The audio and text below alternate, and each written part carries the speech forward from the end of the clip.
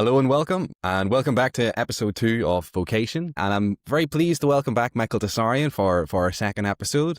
Thank you very much, Michael, for coming back again, for having another chat. It looks like our last interview got a lot of great sort of feedback to it. And so I was hoping today just to dive a little bit deeper into the subject of what we were talking about. And so, yeah, I guess I'll just kick it off and we'll get straight into it. In the last talk, we were speaking quite a bit about psychology, and we spoke about the structures of the psyche as well. And I guess when we speak about psychology, what we're talking about is the study of the psyche. And other words for the psyche used to come from the Greek, I believe. It just meant soul. And so maybe we can use other words like mind or spirit as well. And so we spoke a bit about what the structures were, as I mentioned. So we have the ego, which is consciousness.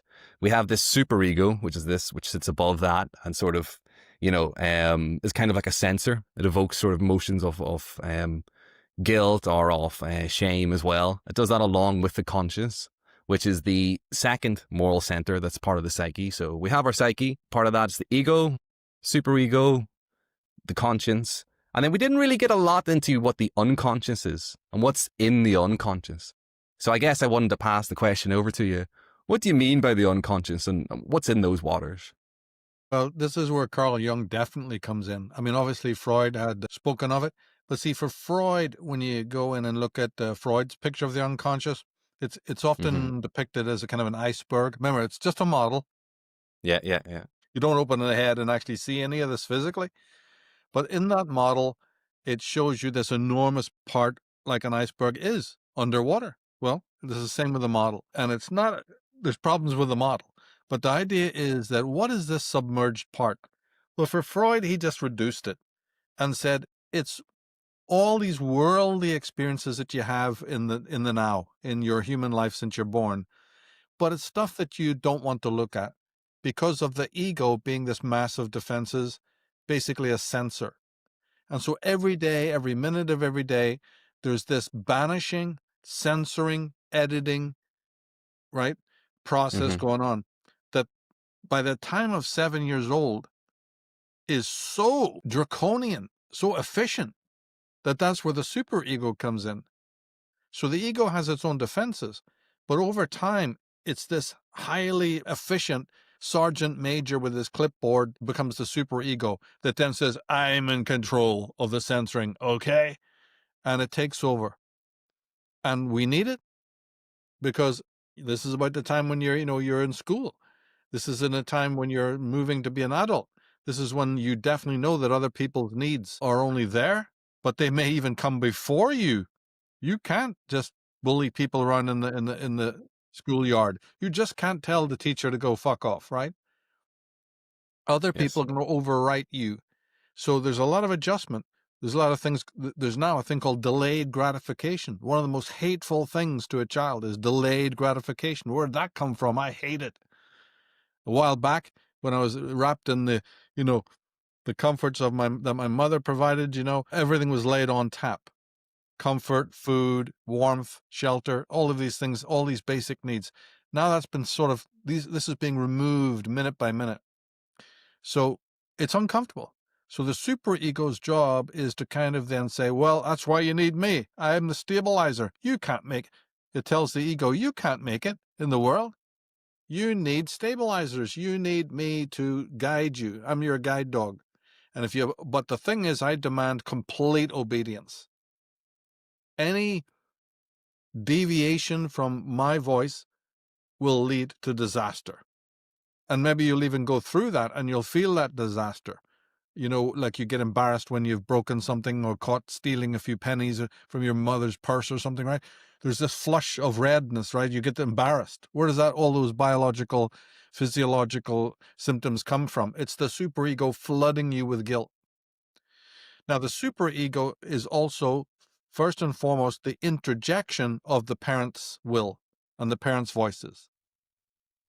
This is all worked out. Later on, other authorities become part of it as you learn more about the world, and it becomes this authoritarian part of you. But the ego, in general, the whole of it, came out of the unconscious. Yeah. So there's always this, it's like after a storm, there's all this debris thrown up on the beaches of the ego It goes, look at this chaos. I turn my back for 5 minutes and suddenly we've got all of this debris. So part of the ego, part of the super ego is to face, it's bivalent. It's like the god Janus, two faces, right? One facing the world to keep all of that content at bay and to try and organize it. It's a humongous task and it drains a lot of physical energy, bioenergy. And then you've got this other face that faces the within exclusively, like a sentinel. And it's on day and night. We talked earlier about, how it censors your dreams. Mm-hmm. We're wrong to think that a dream remembered is the dream as it really is. This thing goes so deep, so complex. And so the ego structures, the ego defenses have their work cut out for them, censoring content from this so-called unconscious. But Freud believed that the content of this unconscious is mostly detritus of repressed content from your worldly everyday life. Mm-hmm. That by listening to the world, by paying attention to what authorities like and don't like, these imagos, you censor and repress. He agreed with this, that there's parts of your being that then get repressed into the unconscious and the pre-conscious. That's it. In other words, it was a personal unconscious. Mm-hmm. Carl Jung's great discovery was that this was only partly true. And he had this other stage that he brought into the picture, causing enormous meltdown at the time, by the way. None of the Freudians could accept this, the big gang of the Viennese school. So he had to go out on his own. And he had a nervous breakdown trying to break away from Freud. Anyone who tried to break away from Freud went through a major father figure crisis, But that's another story. So he introduces this thing called the collective unconscious, also known as the objective psyche, because the point that he made, and I like to make sure that it's solidly in people's minds here, why would you call something that's part and parcel of the subjective self, the subject, objective? That's contradictory, and it is on the surface. But what Jung was trying to say is that when you look out into the world and you see people and trees and mountains and buildings and clouds and all of the things that you see outside, we know that they're objective. They say those are objective to the psyche.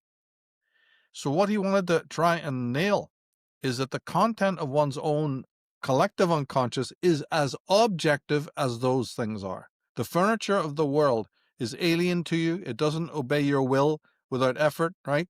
And it has its own life. Yeah. And it's random. It has its own order and all of this. Well, so on the other side of your ego consciousness is another world, the collective unconscious, which is strangely considered by the ego to be objective also. It's kind of a difficult concept to get around, but it's very, very important. And so then you say, what? I thought I had problems with one world to deal with. But Jung is now saying that there's this collective world with all of its elements and factors. And it took time, the world is still reeling from the shock of this. What do I do with that? Is it even true, right? Mm. And of course, just like a lot of new ideas, it got picked up more by artists and writers and filmmakers than it did from any intelligentsia. Mm-hmm. They sort of took to it because it explained things like surrealism, in art.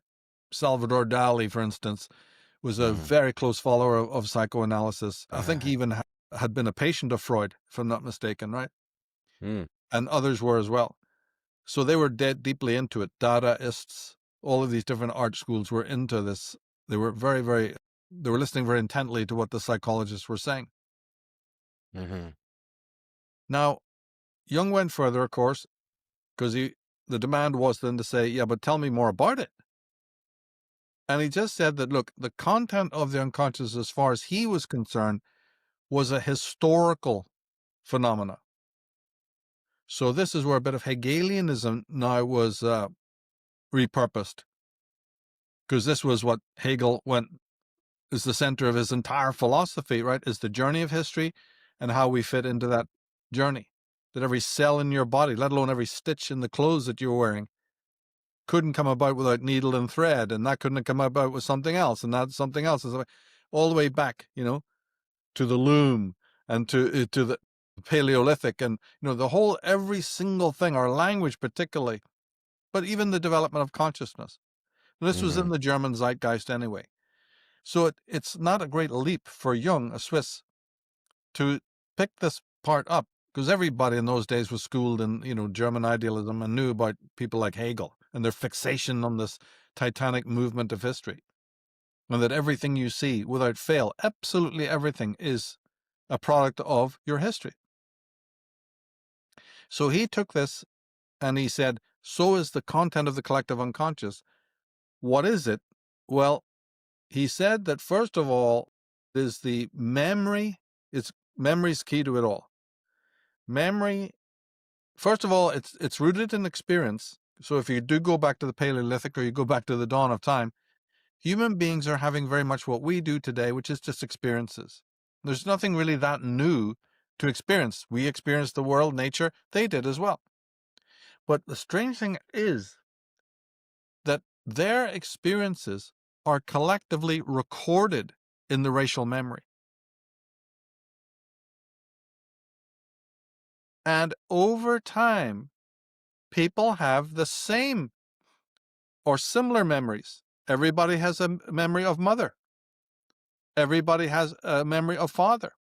Everybody has a memory of fear, of danger, of hunger, of cold, of threat, of sun, of sunlight, warmth, right? Everything that you can think of and anybody can think of is a memory. So it's like a snowball effect. So in the unconscious, every memory of every person from the dawn of time is recorded. That's what he was actually saying. And this then develops into the race memory. Now, as Mhm. this process continues, something happens for later man that didn't happen in the beginning. And that is that because there's so many experiences that are repeats, those experiences sort of constellate, is the word he used, together. Like attracts like. And so, again, back to the one of mother. All men experience woman Mhm. and motherhood Mhm. and then lovers and what have you. So all those like experiences, they gain particular power because they're constellated together. Individual little raindrops coming together, little beads of mercury, right? They all now come together over the millennia and they form what is known as archetypes. And it would be the same with father. It would be the same with evil. If you experience Mm. evil, everybody experiences that. Everybody has experienced failure. Mm. Everybody's experienced victory, success, right? Yeah. So everything that you can think, loss, everybody's experienced loss, Yeah. a death in the family, whatever, right? So over time, the ones that are most similar, they started to constellate and they became so numinous, is the term he used. He also borrowed that term from another thinker. They become so numinous, so powerful, that they become these structures that you're asking about. And so, although there's lots of content in the unconscious, these archetypes tower Mm. over Yeah. the rest, right? And it's a process of, it's like some black hole sucking the similar experiences to it, and it goes on right now. These are living things that are always increasing. It's like, the fifth planet. The more you shoot at it, the bigger and more powerful it gets. And by the way, since experience never stops on the stereotypical level, the archetype can never stop growing. Mm. Mm. So some creative people in the literary arts said, these are like vampires, just to, they're not, but it was a way for them to dramatize this by saying the vampire gets stronger and stronger and stronger as it siphons off more and more human experience. Mhm. A little bit of creepy metaphor, but still actually quite accurate in a way. Mhm. It's like a gigantic consciousness, a gigantic brain that is always evolving because each new person born is having experiences. And Mm. each new person's experience adds to the cache of the collective unconscious, which then in turn re-affects, like a big lemniscate, like a large, feedback loop, affects Mm. the stereotype. Then the next thing that would have to be addressed here is the question of freedom and determinism. Because if these Mm. things are utterly so powerful, then the little weak ego, especially when you're young, is microscopically, it's impotent, it's a tiny thing. It's like the planet Mercury, and behind it is the ginormous sun. How can that little planet survive in the middle of that blaze? And it's the same thing of an archetype. First of all, the archetype cannot come into consciousness. If it did, you'd be dead, Yeah. Yeah. right? I see. So you'd be fried. Mm. There's actually there's an old program Mm. in the series $6 Million Man that went expressly into this. And often the psychologists thought that this was a form of insanity. Even Jung believed that if you get possessed by one of the archetypes, this it'll sear your consciousness. And he speaks about it. Say you were possessed by the anima, or say you were possessed by the animus, or say you were possessed by the wild man. Mm. He had a whole thing going there on the pathology of it. Mm. So this vast thing, a determinist would say, see, I told you, you're determined. Your little ego Mhm. can't withstand this thing. So all your actions then must be predetermined by the nature of Jung's archetypes. But Jung would question that and say, well, I don't know if I've really said that. Because although the ego is smaller and it is relatively weaker, it's Mhm. not completely without its own strength in this dynamic. It can hold its own because it's a mass of defenses, Yeah. I see. as we said, and it can push back. And the archetype finds that it can't just crash in through these Mm. defenses, except in extraordinary circumstances. And so the archetype is forced to introduce itself not directly, but through series of images. We talked about this last time about symbolism. Symbols. That's it. So the archetype then sends these messengers or these agents into consciousness to test the waters and see if they can open up a line of communication. Because it knows that if it was to come in full blast, you'd go mad. You'd just you go manic, first of all, and then you go crazy, psychotic, right? Mm. So and also Jung would argue, no, I told you that the archetypes are influenced themselves by ego life. The ego's living experience of daily life is influenced the archetype as much as the other way around. So freedom still matters. Freedom is still a factor. So just to clear that up. The content of the unconscious then, started with raw experience. So what this means is that there's nothing metaphysical about it. Most of the people who are Jungians or most of the people who write on Jung fail to express this clearly enough, yet it is in the master's works. There's nothing spiritual about any of this. Mhm. Yeah. Yeah. If you follow an archetype right back to its history, if you lay an archetype down on the couch and say, right, tell me Mm. about your past, you'll open a door right back into the world, the concrete world of experience. That's right. Mm. Even though it has Mhm. angelic power now, but I've just explained how that happened. Now, the numinous power of the archetype is so awesome that we then later on attribute to it powers that would be supernatural. Well, naturally, because I told you the ego's this big and the thing is like a bloody neutron star. So Yeah. we're so overwhelmed. It's mere presence, right? The mere approach of an archetype is so numinous, so powerful that over time man has worshipped it like a god or goddesses. But they're not. Mm. They're not. This is what Jung is trying to say. And by you thinking that it is, one of the structures of consciousness comes about that you're asking about is called inflation complex. So, Mm. yeah, when an Yeah. archetype comes too close into the psyche and the psyche's not prepared for it, it inflates the ego. And this is where you get people who have a sort of a messiah complex. Mm. It's quite common, right? These Christian evangelist guys like Joel Osteen and I talked to God last night nonsense, right? These are people with a messiah complex. There's plenty of them, right? Yeah. Yeah. Yeah. Obama had it. So Yeah. so that can be a problem that has to be treated. So they're not angelic. They're just angelic in parentheses, right? Mm. When you don't understand what's going on and Mm. you lose control over them and they gain control over you. Mm. So it's not to say that there's not great dangers. There are, and Jung points all the dangers out. Dangers of inflation, so on. So the ego has its work cut out for it. to try and keep these at bay, while at the same time needing them for its own survival. So this is the dynamic. The ego rose out of the unconscious. It cannot sever the cords, the Mm-hmm. underlying wires. Anyone who tries to do that never makes it. If you Mm-hmm. slip, if you try to cut off the cords to this unconscious, Mm-hmm. you ain't going to get very far. You need it. These are the nutrients that are coming from below, but they are censored and they are canalized, and that's necessary too. If they're too much open, if the valves are opened by drugs or some other means, you're fucked as well. Mm-hmm. So the whole of our life, right? So in Jung's paradigm, neurosis is caused either by the shrinking of these channels to the below or the over opening, right? The widening. There's either too little or too much flow from the unconscious. And so his Mm-hmm. therapy is designed to bring it back to normal. And then when he had to critique society, he believed that a society without aesthetics, a society that doesn't do art, he has some insightful things to say, is going to go wrong.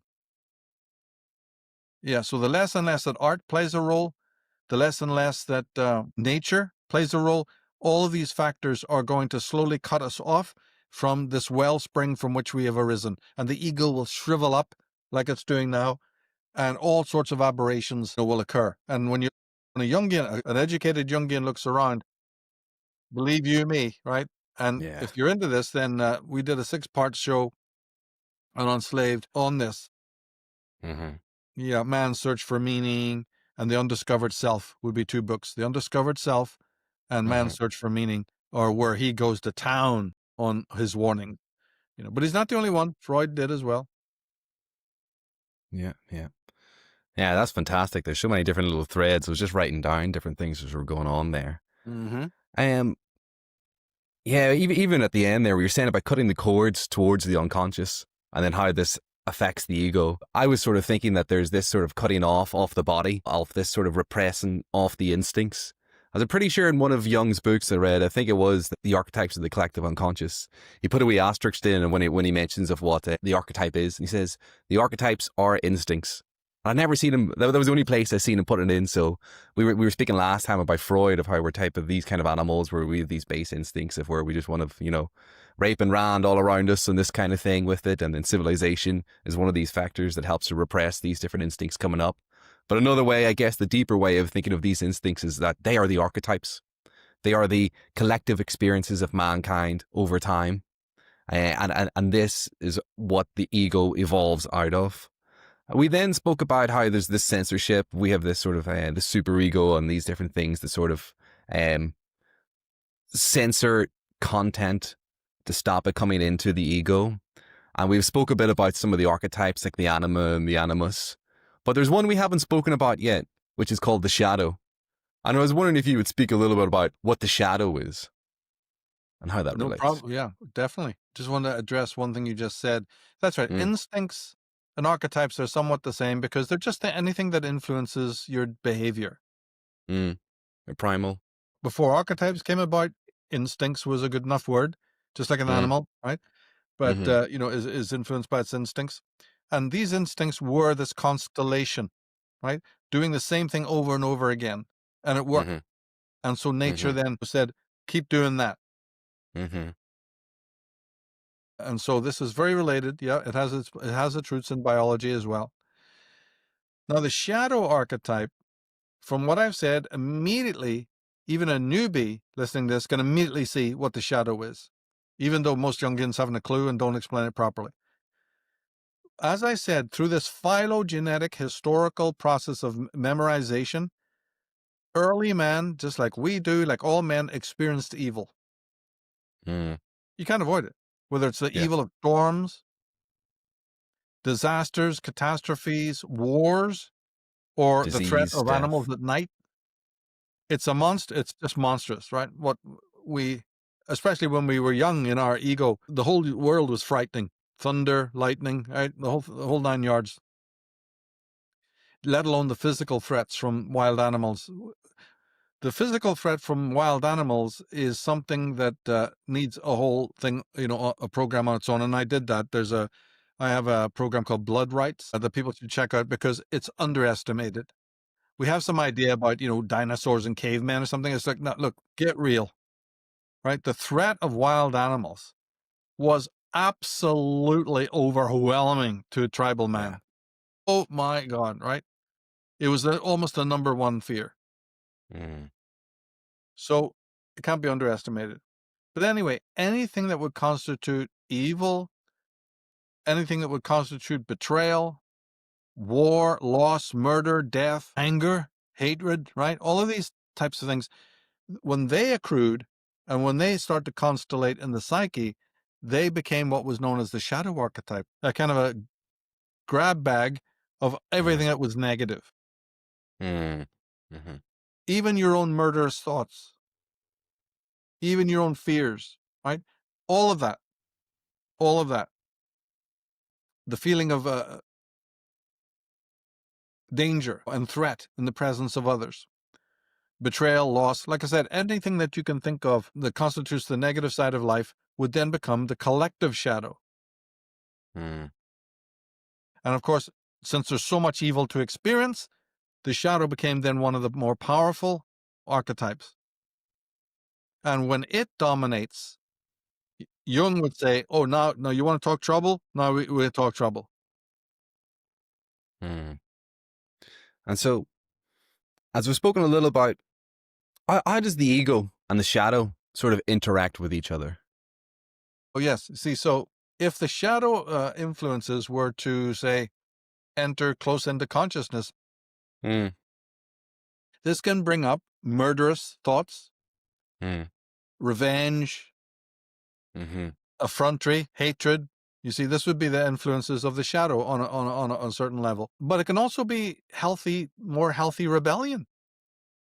It's the shadow within you that is that little devil that says, get off my cloud, pal, right? You know what I mean? Don't push me around. There's a limit. I might strike back one day. I might slap you back. The bully in the playground sometimes, needs to be punched out, you see? So there's the shadow archetype can be enormously helpful to certain people. Oh yeah. Where do you think martial arts came from? Where do you think boxing and wrestling and all came from? It's the shadow archetype working its wonders. Because each archetype, each and every one, has both a Mm-hmm. positive and a negative. The Mm. anima and animus sound wonderful on paper. Do you know they got very negative sides? We might even get to talk about that soon. The shadow is meant to be dark, but it has many positive aspects.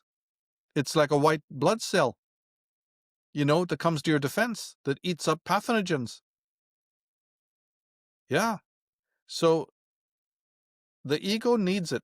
And so in a society where the shadow is repressed, it leaves you just docile.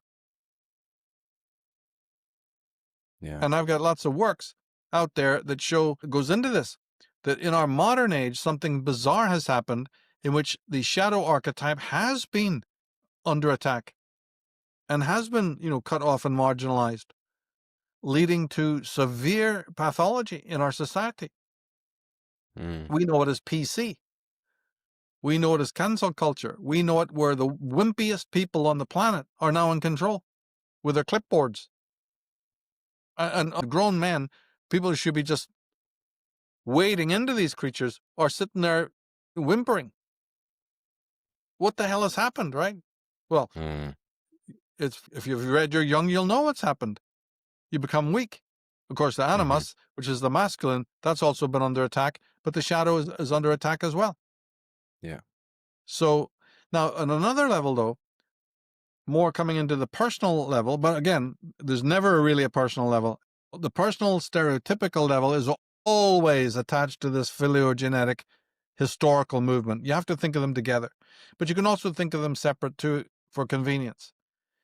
So the shadow on an individual level might be, and let's look at its valuable aspect, it's the part of you that is in self-doubt.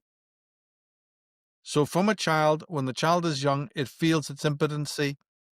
It feels pushed around. It feels incompetent. It has failed many times, during potty training and other things. And so slowly, the child learns, I'm not master of the universe. I have to get out of this magical child thinking, because reality is the principle of reality is teaching me I'm not totally in control. People like bullies at school, they're the last to learn this. They still want to try and pretend that they are in control. Or a bully could be the guy at the front of the class teaching you. I've had plenty of them as well, right? They still haven't learned it. But the thing is that over time, the shadow is the knowledge of your imperfection. And it's very, very valid. It's very, very needed. Because only with this feeling of imperfection and impotency do you reach out for relationship with others. The man who knows it all, the man who thinks he knows it all, doesn't need anybody. And he immediately transforms himself into a narcissist, a classic narcissist. And it would be the same with the culture that's followed suit. But just keeping it to the individual. The shadow in you allows you to project on other people and allows you to be open to change. Because it is the one that sort of has this self-critical voice saying, you're not so great. You messed up. You're not, as fast as that guy, or you're not as pretty as this guy, or you're not a math genius or whatever, right? So the voice that goes, of course, this can become pathological, obviously, right? But no, in a healthy doses, this is a thing that lets you accept your own impotency, your own weakness. Very, very valuable. Look what we'd be without it. And so this then creates within you the receptivity that others who know better, I want to work with them. I want them around me. I want to learn. I want to improve. I want to be perfect. I want to be better. Could you imagine a world in which you didn't have that? Have you ever been around anybody who thinks of themselves as perfect? Everybody who has knows how bloody obnoxious they all are. You see? Very true. Yeah. So the shadow here plays a very, very important role. Now, if it goes too far, you become paranoid, or you become low self-esteem. You just can't get out of the feeling that you're so imperfect compared to everybody else. And then you become schizophrenic. At the end of that will be a paranoid schizophrenic who not only everything that they do falls under criticism of their own, but even their own thoughts that pass by. We have random thoughts all day long. We don't sit there and microanalyze every one of them. Well, a schizophrenic does. And a schizophrenic does without liking any of it. So if you imagine trying to be like that, sitting there, and every thought that passes, you catch it in the net, and go, I don't like you. Miserable. Why did I think that? What's wrong with me? Why did I think that and not something else? And then the next thought comes in, and you do the same thing over and over and over again until you're mad, until you're critical. So here's where the shadow has gone apeshit. Now, these schizophrenics will also hyper-criticize other people. They criticize the doctor. He doesn't know anything. He's a charlatan. He's a fraud. They'll criticize other patients. They'll criticize anybody walking outside the window. Microscopic criticisms from morning till night. Everything is wrong. And that's the shadow working, right? But you see, although I must say, it's not the criticalness that is making them schizophrenic.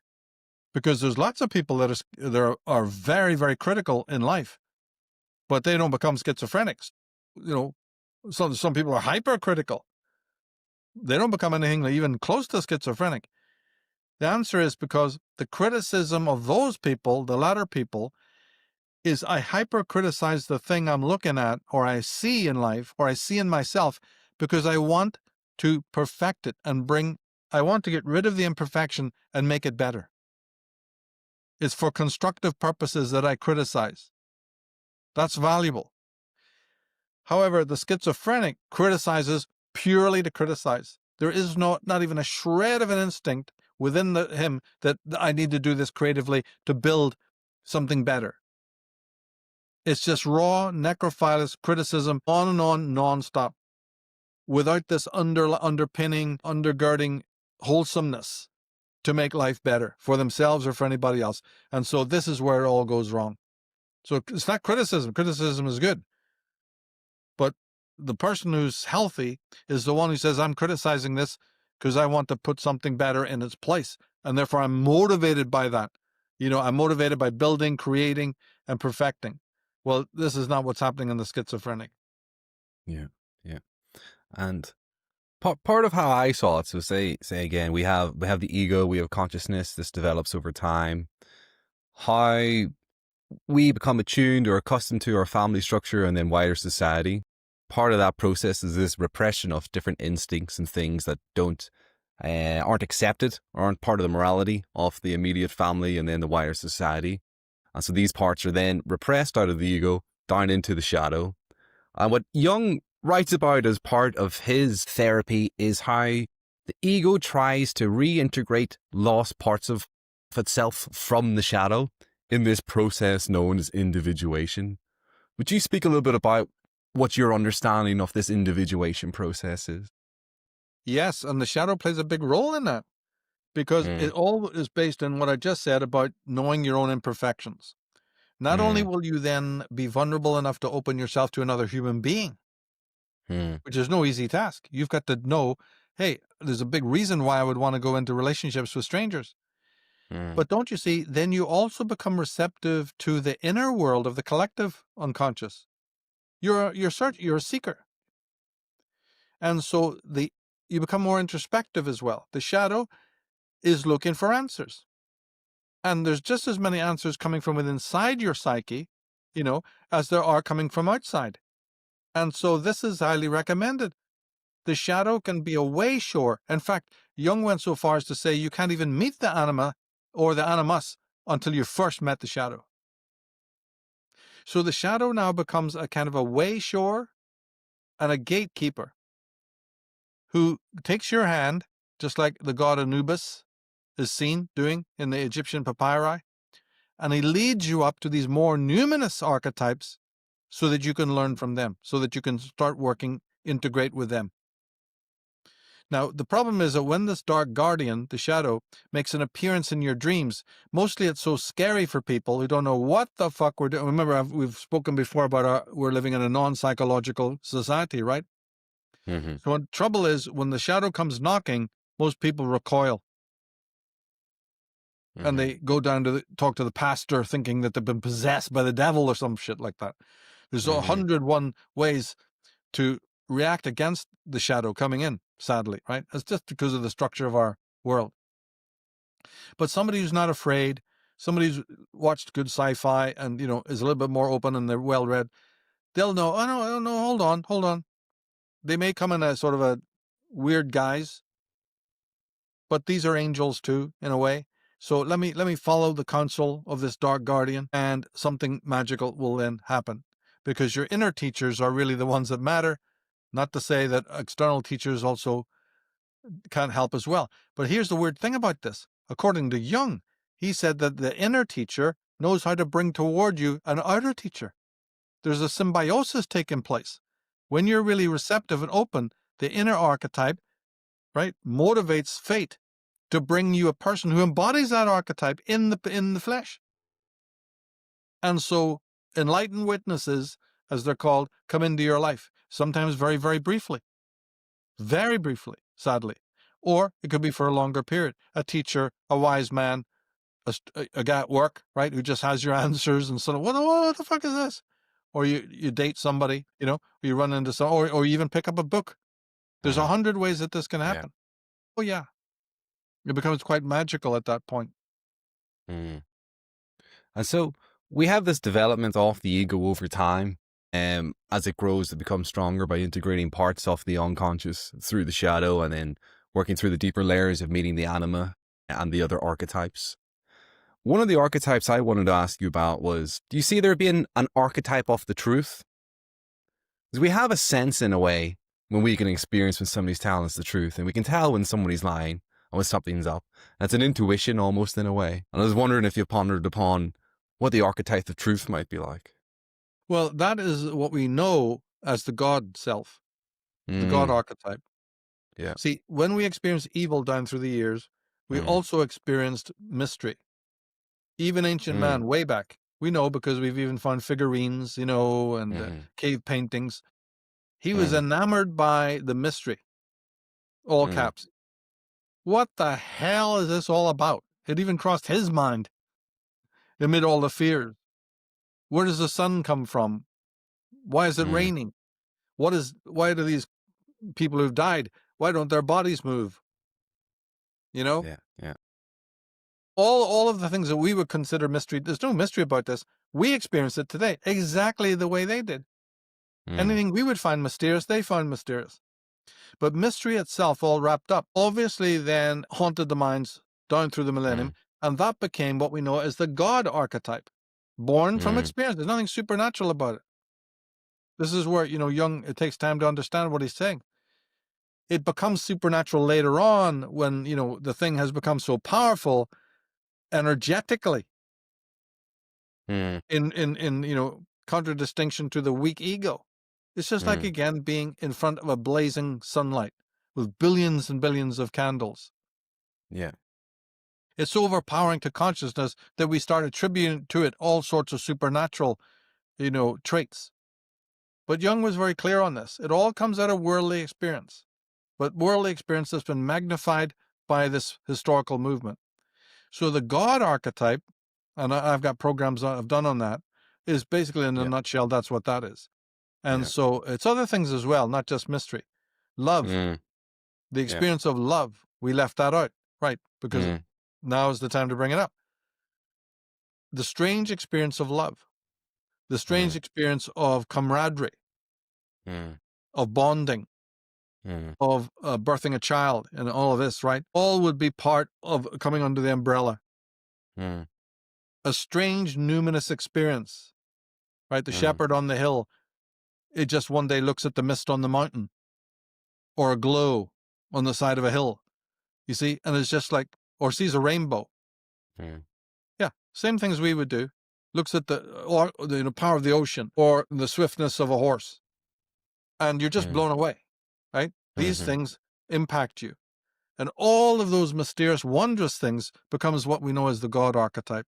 And that must be mm, integrated as well. There's a whole dynamic, special dynamic in relation to that. And when each of these archetypes are dealt with, they can't be mm, harmonized. There's too many in 13, 14. You can't harmonize them all. It doesn't work like that. One of them at a time will come and possess you. You'll open communication. mm, You'll experience them all in whatever way.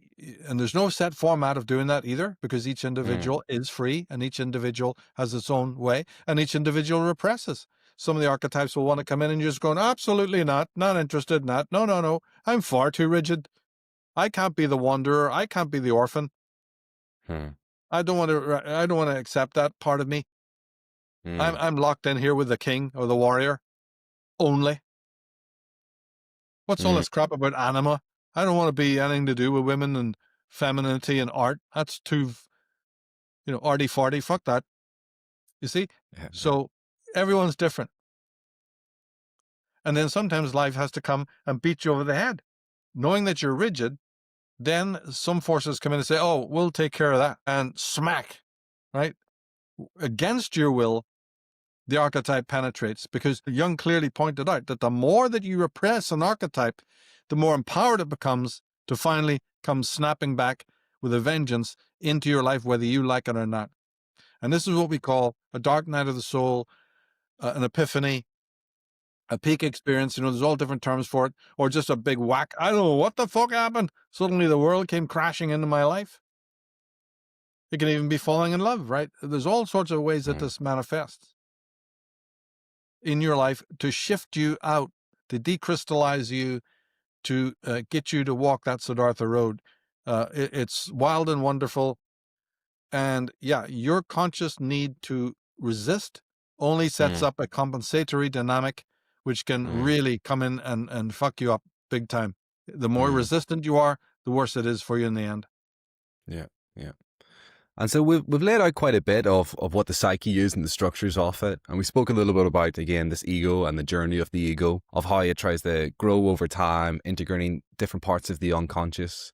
And this is represented metaphorically by the myths and the mythology of different civilizations over time.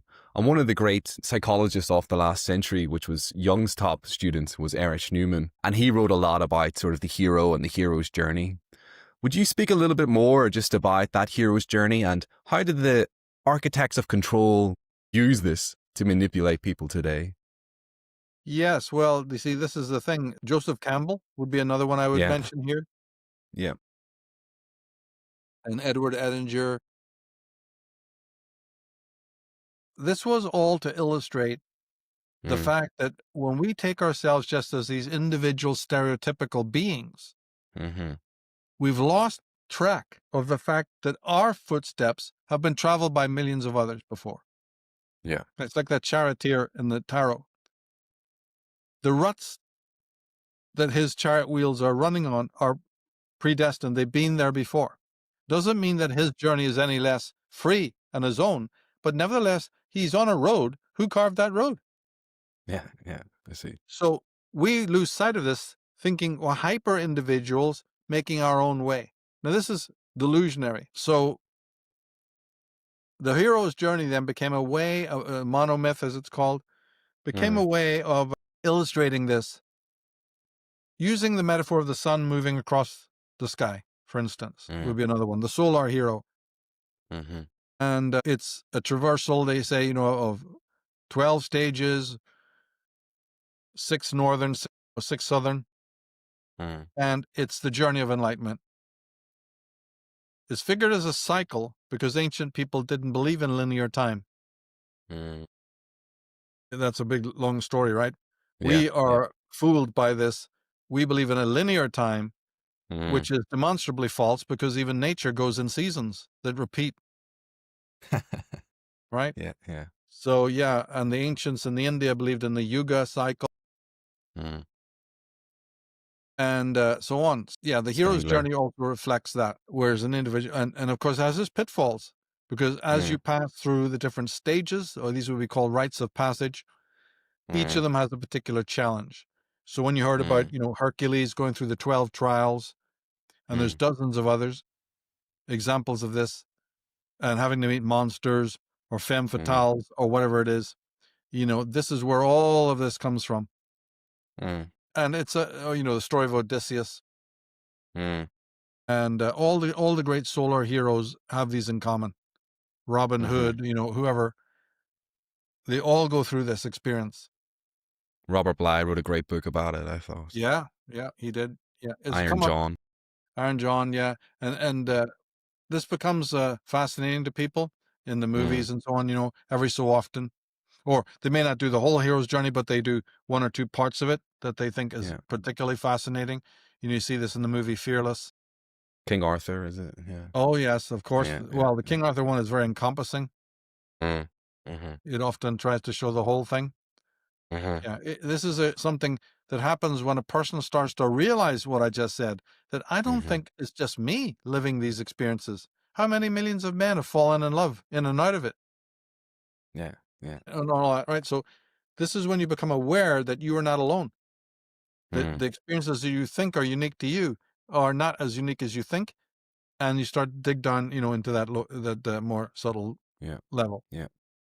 And you wrote a little bit about on this topic of how the hidden hand, or these architects of control, as we refer to them, manipulate the psychology of people, and how they try to. I guess they are attacking the West in a way. And you wrote about this, I think, in an article called "Phony Feminism." Can you speak a little bit about what you have in that article regarding this journey and the work of Erich Newman and what we're speaking about the development of consciousness? Yes, that's right. That was a lot of my work is based on Erich Newman's work. And this one was to point out the flaws in feminism, Mm. that movement, Yeah. to show how Mm. bankrupt it is. And a lot of my work is to do this. And that was just to specify on one or two points. Mm. But these are points that no feminist can argue against.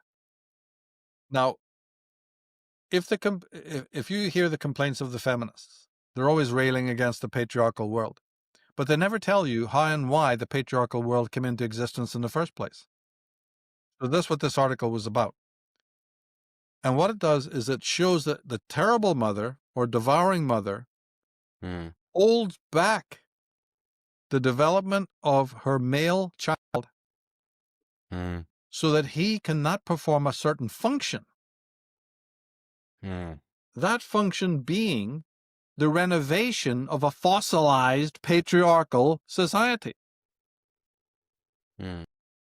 So the woman who's screaming blue murder right, at the Yeah. patriarchy is the same woman who, in a form of a mother, not all women, of course, but the terrible mother, is actually responsible for the way the patriarchy turns out.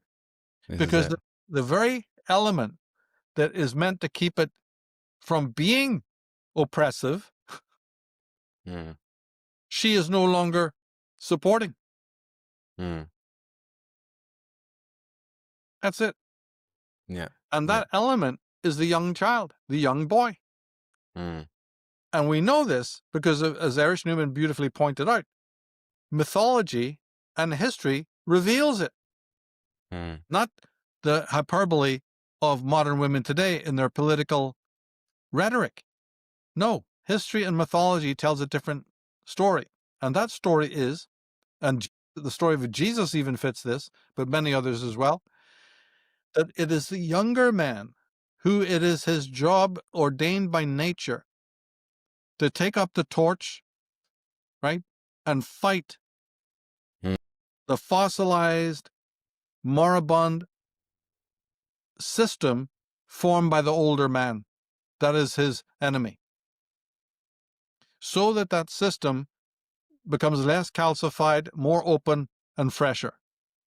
Mm. And this article then takes you through the steps, you see, that a heroic person, and this is part of his hero's journey. You just mentioned the hero's journey.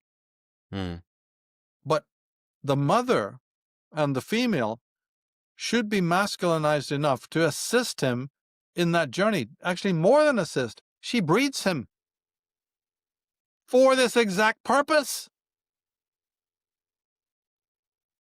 But when I see that what you mean. script is thrown away, right, when the playbook is thrown away Yeah. and she's lost these compass, Mm. this is why the son that was meant to fix the patriarchy that she is screaming that she wants to see happen is sitting in a basement somewhere playing violent video games, gaining weight and eating his Doritos. Yeah. She's not just to assist him, she is to give him the wings to fly. You know, in all the mythologies, right, it's three graces, it's three muses, it's three goddesses that send their agents to give the hero his sword, his shield, his wings on his feet. Mm. Mm-hmm. They become his allies. Without Mm. them, he can't succeed in his task. The goddess Mm. Athena sends her agents to guide and help. In Mm. Tolkien's Lord of the Rings, Galadriel gives the travelers precious little gifts, doesn't she, to help them in times of danger? Their cloaks, right, and the food, and the light of Mm. Elendil. Right. But when that role in the and by the way, this is one of the cardinal roles of the woman, not fighting the fucking system. Fuck that. You're never going to do it. The archetypes aren't right. You won't be supported. All you'll do is a lot of Mm. sound and fury. Who told you to grab the torch and the sword from the hand of the youth who's designed by nature to fight the system, and you're running around a bunch in the streets like a fucking ganocracy saying, no, we're going to achieve it? Have you? Mm. Nature will not even help you, let alone anything else.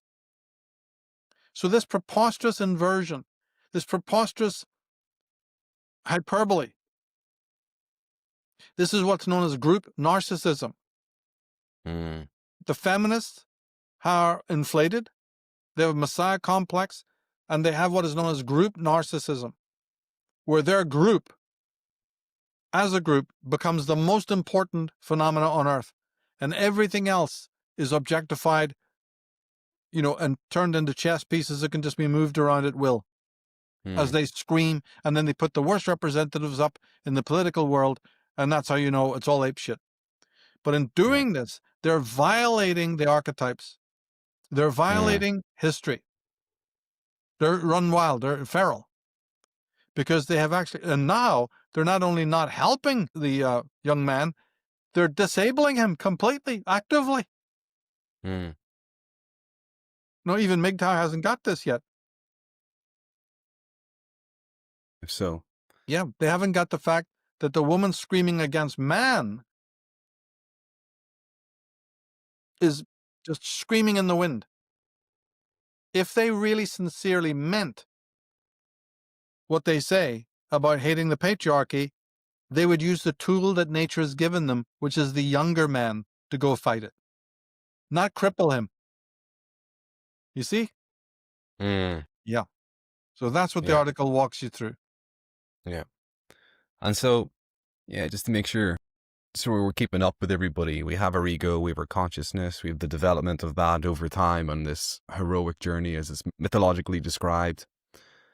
And then we say that we can inhibit young people and young men from going on this journey. And this is done by the terrible mother, not the good mother, not the goodly mother, but by the terrible mother.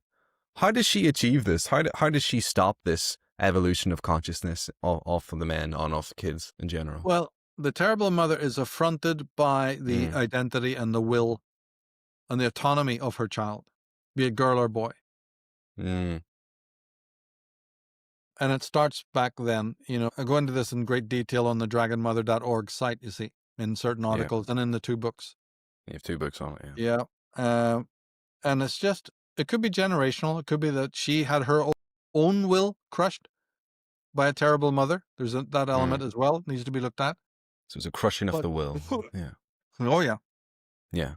That's what But happens. basically, it's just this onset of animosity where the child is not loved for its own self or loved Mm, as a human. It's loved mm, as a toy, loved as a crutch. The woman is only interested in how it feels to be a mother, not in the child's interests. The child is just a means to an end, you see. I it's want to know dark. what it's like to be a mom, to be the center of attention. It's all Yeah. self-absorbed nonsense. Yeah. And Yeah. this is where it all starts to go wrong. And then the child, of course, is growing and is an individual. So as the weeks and months and years go by, the terrible mother is more and more affronted by the growing identity of her child. And Mm, she hates it. She wishes that she'd never given birth. But she knows that for optics' sake, she's got to go through this lovey-dovey nonsense, right? Because otherwise, she might be exposed. Other people in the family might get it. mm, So all these false dynamics are now sent up. mm, And it gets more and more toxic as time goes. And as the child develops its own personality, then there's this separation. The symbiosis is slowly ending. mm, And so the terrible mother wants to drag the child back into that Euroboric symbiosis, mm. incestuously, emotional incest is taking place. The great genius at this was Alice Miller, the psychologist. Alice Miller. Yeah. Alice Miller, Yeah. yeah, number one. Yeah. Going into the weeds of that, along with people like Melanie Klein. Karen Horney. Karen Horney on a different level, but certainly impacting it. Oh, yeah. Oh, yeah. Yeah. These would be the greats. So my works are dedicated to them, and That's teasing this out. But Erich Newman is on another level altogether because he's tying in the mythology of it, tying in mm, the history of it so that you get a little bit different, deeper perspective. And I personally thought it was very valuable. He's coming at it from a Jungian point of view, but even better than Jung in many ways. hmm. Yeah. Yeah. And so we spoke a little bit about the archetypes and how they try to communicate with the ego. And the tarot has come up a number of different times. Can you speak up a little bit more about the relationship of the tarot and the archetypes and how the ego and the archetypes communicate with each other and about symbols maybe? Well, the tarot is one of these, it's the emerald tablets of Hermes, is what it is. And this was put together by the sages who knew everything there is to know about the zodiac and the stars from the days of the stellar cult. And they are the ones who then channeled, you know. It Mm, probably comes from an old Aryan tradition. I have a article called "The Egyptian Origins of the Tarot," and I'm thinking here of the major arcana, because it just so happens that many of the cards, if not all of them, represent something from Egyptian mythology. Yeah, so that was an interesting thing too. But you see, the ancient Celts, actually the pre-Celts, had the 4 suits. mm. Yeah, yeah, Is this the Druids? oh yeah, Yes, yes. yeah, yeah, yeah. It's part of the 13 treasures of Britain. They had the 4 Mm, treasures of Ireland, and the 4 treasures mm. of Ireland turn out to be the 4 suits of the playing cards or tarot. So Right, right, it's right. not just Egyptian, and that's what made Yeah. me think that it was part of a whole Aryan culture of the Mm. worldwide Druids, and the Egyptian Yeah. Amonists had their version of it. Mm. So it is multi-level, Mm. has its meanings in multiple level. And then in other work, I talk about the work of Julian Jaynes. Mm. I know you have the book, right? The Yeah. Origins of Yeah. Consciousness and the Breakdown of the Bicameral Mind. Yeah. Yeah. It's This is, phenomenal. yeah, this is where another interpretation of the tarot comes in, because it would now fall under the heading of oracle, an oracle, a divination oracle. And Mm. there was a period, an age of divination that happened Mm. in the past. Yeah, in times in the past. And Julian Jaynes writes, he doesn't, yeah, he doesn't specifically mention the tarot, but he does mention I Ching Mm. and oracles. And he gives you enough information to work it out, that astrology and palmistry and reading entrails and all of that kind of thing Mm. came about, during an era when man had lost his way, and he Mm. was handing his power over to the priests. Yeah. Yeah. Yeah, it would take too long to go into, but very, Yeah. very fascinating. So the tarot could embody, it's like pages in the book of life. Yeah. And then many different cultures, many different countries had their own tarot. Most of them a Mm. travesty, right? It was all mixed up, and what a mess. So the Order of the Golden Dawn in England, they went to work on it and sort of came very, very close to getting a more perfect system, the Rider Waite. Mm. Well, we know that as the Rider Waite. Yeah. And there was other improvements as well. Aleister Crowley made some very, very good improvements as well. So in the 20th century, to the tarot, to make it as near Mm. perfect as could be. And how does this and the divination arts that you referred to, how does that and this individuation path come together? What's the link between these, and how can people use this to understand Well, these? we're back to Jung again, because Mm. they're symbolic. The tarot cards are Yeah. symbolic. And Yeah. therefore, when you know how to work with them correctly, Mm. chances are that they will start to channel what your archetypes are trying to relate to you. They become conduits. They become lenses, through which you get in touch with your inner oracle, as I call it. Mm. And that's Mm. where, remember we talked earlier about the introspection and the idea that you have inner counsel as well as Yes. external counsel. Yeah. Well, you need aids for that. Mm. And if you're not an artist, then the next best thing you see is to use sacred geometry, the tarot, astrology, to help you get in touch with this inner voice, the voice of the conscience, the voice of the self. Mm. And the tarot cards, then, this is where they really come alive. And so, yeah, the archetype of the self uses the Yeah. tarot to communicate with you from. Yes. Yeah. Yes, Yeah. they does. Yeah. Yeah. And it's becomes a sort of a system of initiation, if you will. Mm. So at least in my system, that's Mm. central. So in my mystery school, it's set out in a certain particular way with that in mind. It's based in that kind of a understanding. Yeah. Yeah. And this would come under the umbrella of the occult. Yeah. Yes, Yeah. because Yeah. remember, the archetypes work with you in a specific way. They have their own way. Mm. And as I said, leaving it to chance, leaving it to the random, is not going to be really the best. So working with the divination arts sort of initiates you into, Mm. the methodology, brings you closer to and what the shadow is maybe talking to you about, or Mm. or animus is trying to do. Because if you think of the tarot arcanum, you've got the high priestess, you've got the empress, Mm. you've got these amazing archetypes that can help Mm. you, guide you. Yeah. Both in their positive and negative element. Mm-hmm. Mm-hmm. Yeah. So can you sort of describe a little bit more of what that looks like? When people are using the tarot and there's this communication, or when we say there's this voice of the conscience or voice of the self, these are other structures, I guess, then within the psyche. How do people know that the voice that they're hearing is the voice of the self or the voice of the conscience compared to other different voices that might come up from, say, the archetypes, or maybe distinguish it from the superego or these types of things? Yeah, it's hard because remember, the ego has also these defense mechanisms that want to Mm. silence you and Censure that. deafen you to this content. Yeah. So A great deal of openness is required. A great deal of contemplation is required. A great deal Mm, of courage. mm, Yeah. And you see, but these again are tools that you will learn along the way. mhm, mm, That's why the fool is on a journey. That's why the charioteer is on a journey. There's no stasis about it. The mm, tools that you're asking about, the tools of discernment, they are part and parcel of the journey. mhm, You will strengthen them as you go. Yeah. So by working with the tarot, by working with these things I just mentioned, numerology, mm, astrology, you will develop. You see, there's a part of you latently that wants to speak. mm, That discernment already lies within you. It's just unawakened while you're focused on the world.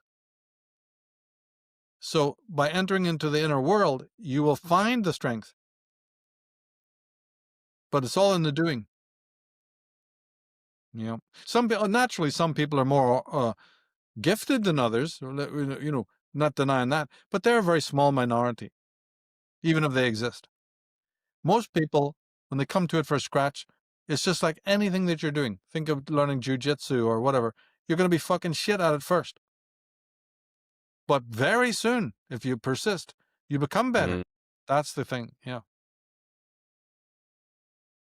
And can you speak a little bit more about how people can undertake this process of individuation? So we have these divination arts. I'm thinking a little bit more about, Carl Jung referred to a lot about shadow work and about how to work with the shadow and how to integrate the shadow. Have you any Oh, other yeah. sort of takes in this? Yeah. Yeah. Well, this is now opening up a whole other area of my work that brings in the teachings Mm, of Wilhelm Reich yeah. Yeah.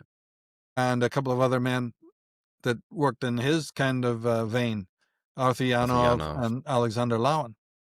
Because when you speak of this, we didn't say this before, but Reich was of the opinion that when you speak of the shadow, you really should be speaking about the physical body and the bioenergetics or the somatology of the body, not just the psychology in the head. And Mm-hmm. this was a Mm-hmm. whopper, right? Like I said, Jung's Yeah. teachings sent people reeling.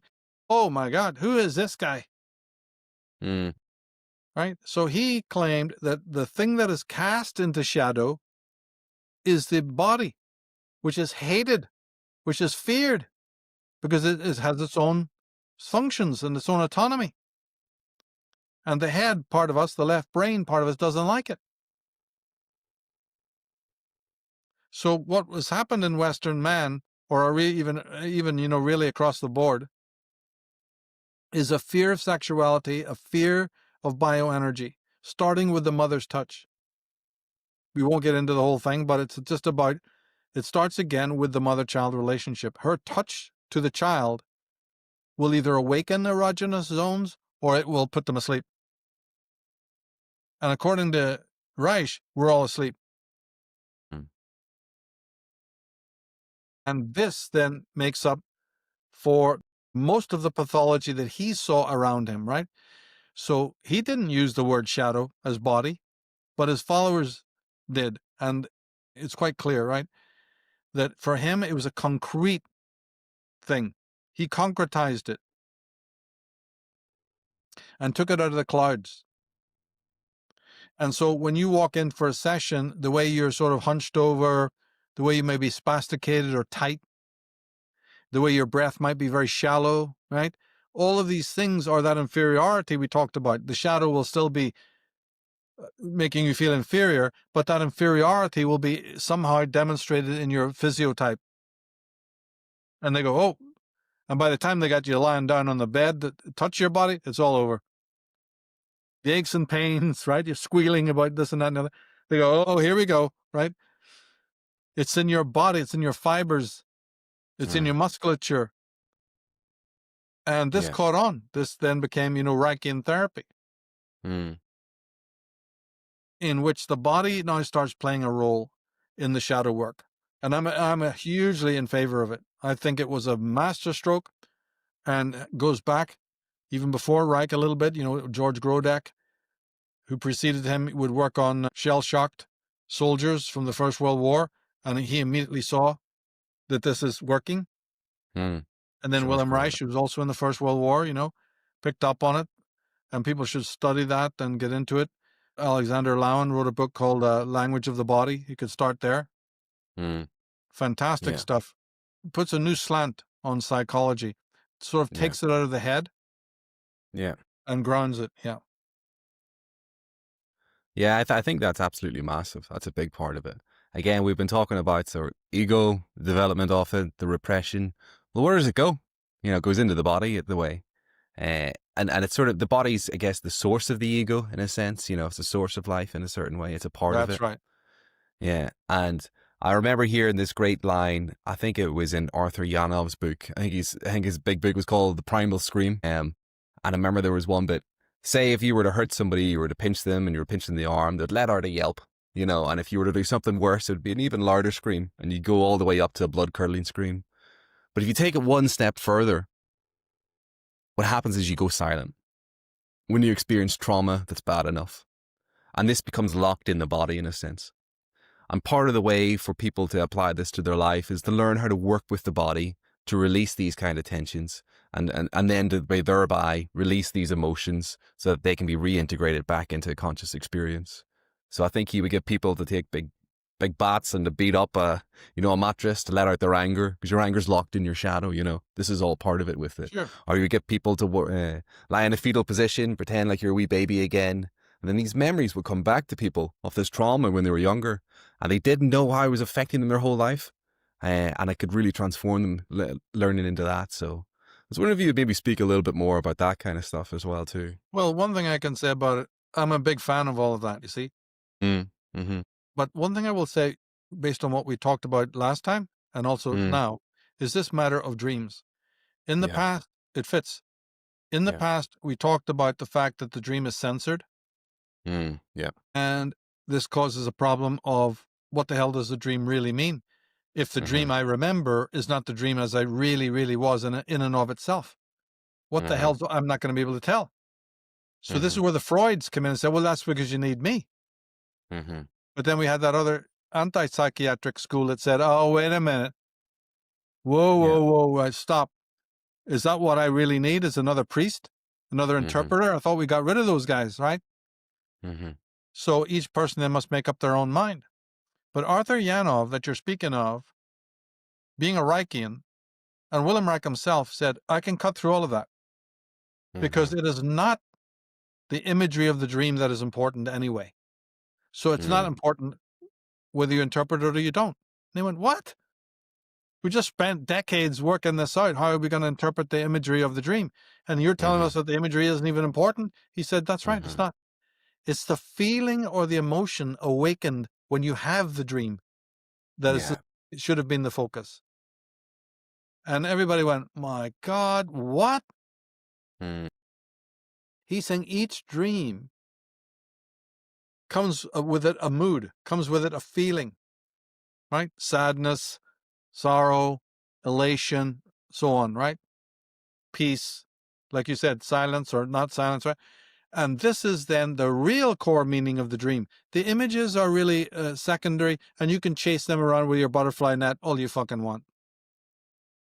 They're trying to open up the grief, the sorrow, right, that you've kept in your fibers.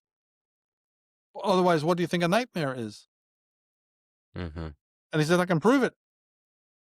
Because when I touch the body in the way you just described, Matty, watch what happens.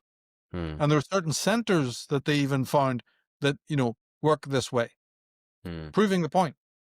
And anybody who's gone through any of these sessions damn well knows it's true.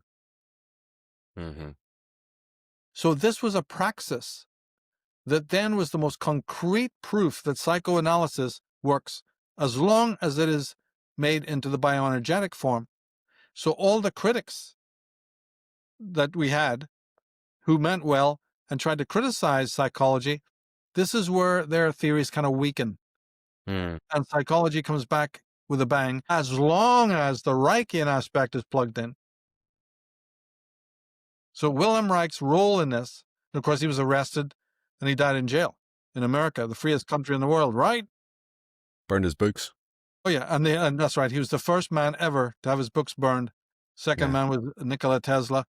Better not read those. Yeah, better not fuck that tells me everything, right? Get them Yeah, yeah, quick. yeah. There you go When you for them. consider all that shite that, they allow on the shelves, Yeah, of course. but not William Reich, and they did their best to demonize him, you know? He fell foul Mm, of many people.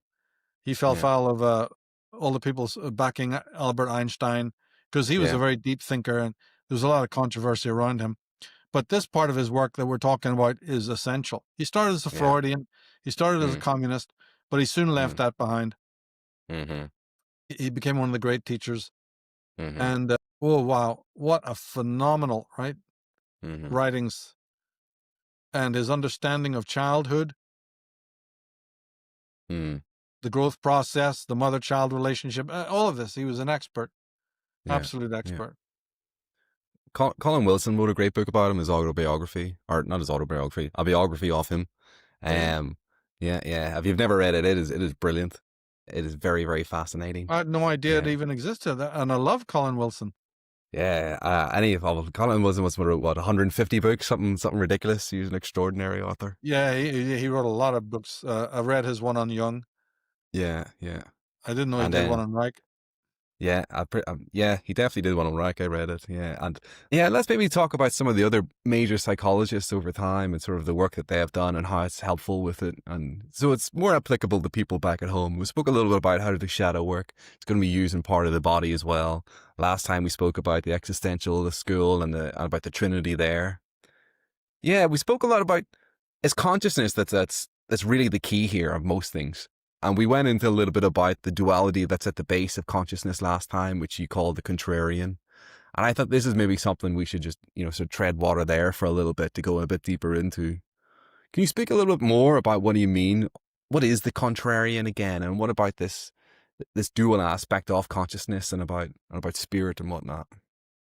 Yeah, the Contrarium. There's an article on my website that goes into that. It's a very big part of my work, but it's a kind of the heart of the Western magical tradition or the Western philosophical tradition is based Mm-hmm. on that, or was anyway, before people get into materialism and reductionism. So for me, that's where it begins and ends. This idea of the yin yang, Mm, the masculine and the feminine, and the all the different opposites. mm-hmm. Because right now, you see, there's a danger that the theories of non-dualism, there's a cult out Mm, there, mm, is growing in the underground, getting more traction every day. And it's very, very sinister. So I did mm, 2 programs on that, deconstructing non-dualism and showing how dangerous it is. mm, But yeah, the theory of the contrarium is central to the work of, say, Schelling, Friedrich Schelling, Hegel, Fichte, the great German idealists, and to many of the other Renaissance thinkers in Italy. We are embodiments of it. So mm, interesting that you talk about Reich, right? Because we have the mind and the body. We have the 2 hemispheres of the brain. We have the masculine and feminine genders. We get the yeah. typology of, sorry, masculine and feminine, then male and female genders, right? Mm, We are literally embodying inside and outside, inhale, exhale, mm-hmm. flex, reflex, and all. This is absolutely everywhere, this Mm-hmm. dualism, but it's been completely misunderstood. Some Eastern schools even think of it as something evil or bad. Remember, we said we Mm, have the conscious and unconscious. mm-hmm. Mm-hmm. So there's a missing piece here, where we think of these dualism as something bad when in fact it's ontological, it's foundational. Mm-hmm. Mm-hmm. And I'd say one of my best programs on it is called The Moral Universe. Mm, Yeah, which people can check out. I'll go into that, this whole concept of the duad. And it's often known as a dialectical monism mm, by people who want to say that this dualism is really 2 expressions of a single thing. mm, So it's a single kind of phenomena, single consciousness or single identity, but it expresses itself in 2 different ways. But they're related. Some people call it Thanatos versus Eros, Nagual versus Tonal, right? As I said, Yin versus Yang, Hadith versus Nuth in the occult tradition. You know, we would know it as masculine versus feminine and all of that, right? So the I Ching has the gap and the line. Some people have the ring and the rod. Mm-hmm. Some people have the male god mating with the female god in the Hyros Gamos, or chemical wedding. So in every tradition you go, in mandala, for instance, the circle and the square. So in every conceivable culture, you have anecdotes and motifs and symbolism that relates to this. Mm-hmm. So then we have to ask ourselves a question: where does this lead? What impact does this have on theories of bi-unity and unity and oneness? Is there even such a Mm-hmm. thing? So we're able to cut through a lot of mysteria with this. Mm-hmm. It's the dualism that's in light, that's in electromagnetism. In light, don't you have to have darkness for light to be known? And don't you have to have darkness for light to be known? See, there's a contrarium right there. So what do we know about it? Very fucking little. It's, again, invisible by its proximity. Mm-hmm. Myself and other. Yeah. Yeah. Through which language becomes the means of communication is a contrarium. Mm-hmm. Life and death, black and white, Mm-hmm. space and time. Mm-hmm. It's there. So in the little article I have on it, we go into this and show you just how absolutely extraordinary it is, and even the coming together of these polarities. But everything's based in it: north, south, Mm-hmm. Mm-hmm. East, west, all of these different polarities. And somehow the identity of one is secreted into the other. Remember, in the yin yang, the white is in the black and the black is in the white. So although they're meant to be opposites, they actually have something in common. And of course they have something in common because there's a line in the middle where they meet. Mm-hmm. The line in the middle of the yin yang is not to push them away, but to bring them together. It's the meeting place where they come together. But it's an optical illusion that most people will say, oh, there's a dividing line. Mm-hmm. But it's not dividing. The line is this other element where the two come together to commune. Mm-hmm. But we don't think in that way. Yeah. Yeah. So there's a lot of mystery to this contrarium idea. You get it in the zodiac, where each sign faces its exact opposite, elementally. Mm-hmm. So the elements and the modalities are always opposite, always facing each other. In the Kabbalah, you get it. Yeah. In the tarot, you get it. Mm-hmm. In the tarot, there's a lot of play between the triangle and the square, and the imagery secreted into the imagery, and many other iterations of it as well. In computing, 1 0, 0 1. Yeah. Primal contrarium, right? In It's in all things. computer language, yeah. This thing is so everywhere that it's amazing that people haven't given it the thought that it deserves. And in fact, even there's a cult creeping up that's utterly refuting it. Absolute absurdity. It just shows you where we're at in our world, Who is this cult? Is this the But Gnostics? well, they're all different people. Yeah. They're online. Different types. Yeah. A bunch of idiots, right? Who've got it all wrong. Yeah, and I got 2 programs that go into the lunacy of it. It is psychological, though. It's regressive. Because in that surrogate womb of regression, when you fall back out of the reality principle, then the dualism collapses and you fall back into non-identity, as, say, somebody like Newman or Jung or Freud would understand. So that's why there's a danger in this cult. Yeah. And the more and more they get traction, the more and more I see it as a sign of deep cultural regression and ultra-feminization. Yeah. And so, yeah, I think that just as a final question, I guess, we've covered quite a lot of ground again tonight, is how does the knowledge of this contrarian and of this psychology and of everything we've been speaking so far, how is that used by the hidden hand as part of this journey of enslaving us and of destroying the West, as you're sort of describing? Yeah, good question. Well, remember, the occultists benefit from anything that they know that we don't. Yeah, knowledge is power. Yeah. And what has happened is that, remember I said in the beginning that this knowledge of the contrarium is really, they didn't call it that, but they spoke of it in other terms, like of the dialectic, the Hegelian dialectic or whatever. They used their own language. This was part of the Western philosophical tradition. That was understood by William Blake and Jakob Boehme, Meister Eckhart, the great Isaac Luria, Pico della Mirandola, and a host of others, going way back to Plato. So naturally, the forces that you're talking about don't want us to be involved in that. They'd rather us worshipping some towel head from the Ganges. They'd rather have us sitting there enamored by Eckhart Tolle.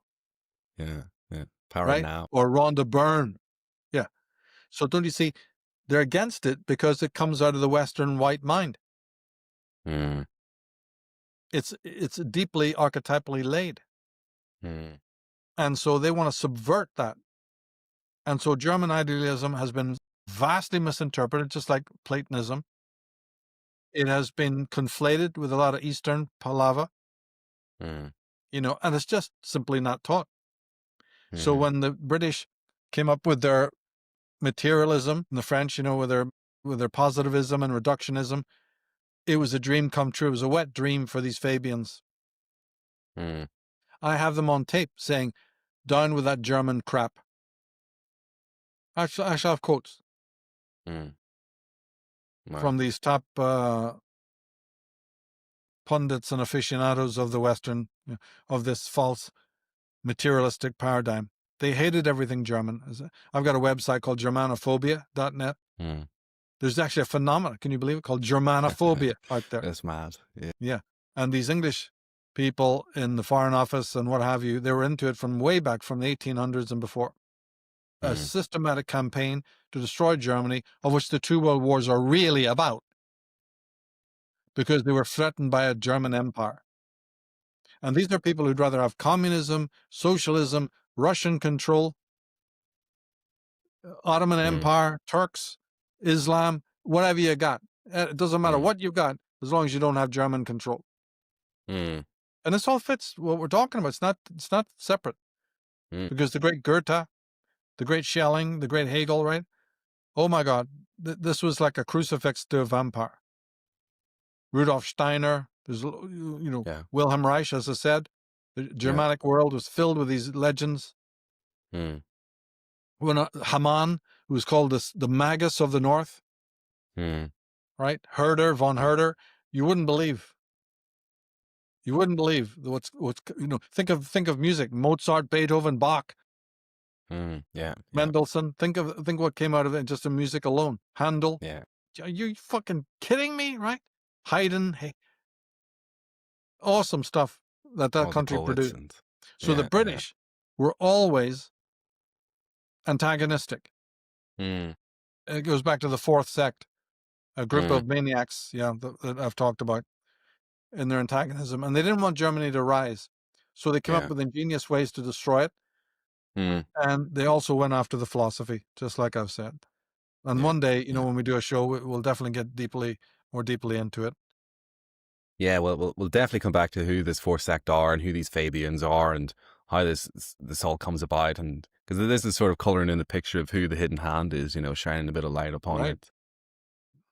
We've maybe given enough for people to sort of chew on for another little while. Again, we've really went into the psychology, we've went into the structures of the psyche. We spoke about the importance of what's in the unconscious and the shadow, and how the point of the ego is to integrate different parts of the unconscious, i.e., the shadow, to become more whole. And that really, and a couple of the things that people maybe can take away again is how we're speaking about the importance of the body, the work of Arthur Janov and Alexander Lawin and Wilhelm Reich, of course. Oh, yeah. And they can contemplate a bit more about how to use this Western system, this magical system of divination in order to help communicate with the unconscious.